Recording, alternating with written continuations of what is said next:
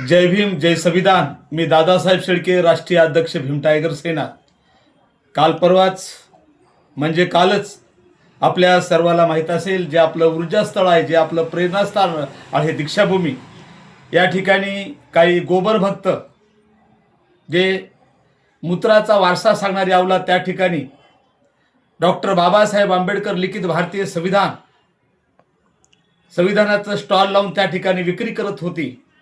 आणि विक्री करत असताना त्या ठिकाणी असं लक्षात आलं, हे जे या ठिकाणी भारतीय संविधान आहे अत्यंत अत्यंत पवित्र आहे। हा एका धर्माचा, हा एका जातीचा ग्रंथ नसून हा आपल्या सर्वांसाठी राष्ट्रीय ग्रंथ आहे। कारण एखादा धर्मग्रंथ एखाद्या धर्माला गाईड करत असेल, परंतु डॉक्टर बाबासाहेब आंबेडकरांचं संविधान या देशातल्या 10 धर्म, 7,500 जाती, शेकडो प्रथा परंपरा या सर्वांना गाईड करतं। आणि म्हणून आज 75 वर्षानंतरही आपला भारत देश एक संघ आहे, त्याचं कारण भारतीय संविधान। परंतु दीक्षाभूमीवर बाबासाहेबांचं संविधान विकणारी ही अवलाद, ही मनुवादी अवलाद होती। आणि म्हणून त्यांनी त्या ठिकाणी संविधानाच्या नावावर बाजार मांडला। संविधान विकत असताना त्या नालायक लोकांनी हे जे संविधान आहे या ठिकाणी जाहिराती छापल्या, या साईडला त्यांनी जाहिराती छापल्या आणि जाहिराती छापून त्या ठिकाणी संविधान विकण्याचं त्यांनी काम केलं। या घटनेचा भीम टायगर सेनेच्या वतीने मी जाहीर निषेध करतो आणि त्या नालायक लोकांवर राष्ट्रद्रोहासारखा गुन्हा दाखल करा, असा मी दादासाहेब शेळके भीम टायगर सेनेच्या वतीने मी शासनाकडे मागणी करतो।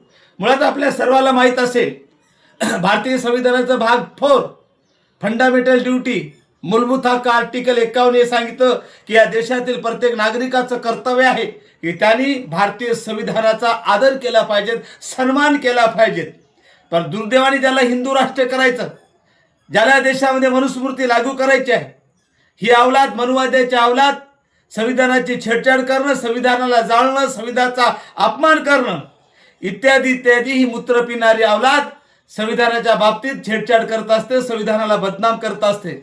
आपल्या सर्वाला माहित असेल, जो आपला अॅट्रॉसिटी ऍक्ट कायदा आहे, अनुसूचित जाती जमाती प्रतिबंध कायदा कलम 3(1)(t) नुसार एखादी गोष्ट बाबासाहेबांनी जे संविधान लिहिलं आणि म्हणून ज्याला आम्ही आदर्श मानतो, अशा महापुरुषांचा वस्तूद्वारे, साहित्याद्वारे अपमान जर कोणी करत असेल तर त्याच्यावर अॅट्रॉसिटी ऍक्ट 3(1)(2) नुसार गुन्हा दाखल होतं। आणि म्हणून ज्यांनी दीक्षाभूमीवर संविधानावर जाहिरात छापली अशा लोकांवर अॅट्रॉसिटी ऍक्ट नुसार गुन्हा दाखल करावा।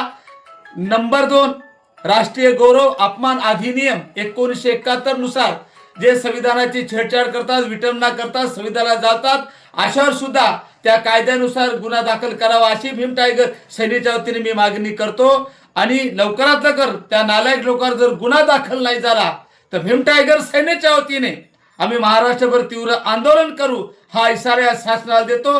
थांबतो। जय भीम जय संविधान।